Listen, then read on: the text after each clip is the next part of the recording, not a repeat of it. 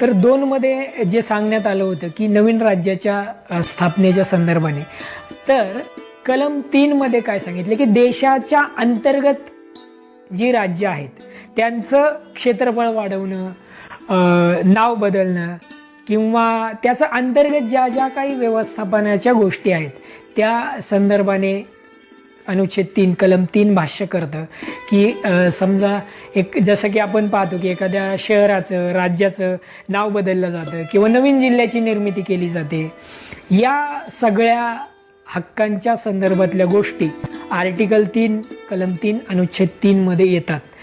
Same 2 प्रमाणेच आहे. याचा सर्वस्वी अधिकार अर्थातच संसदेला असतो.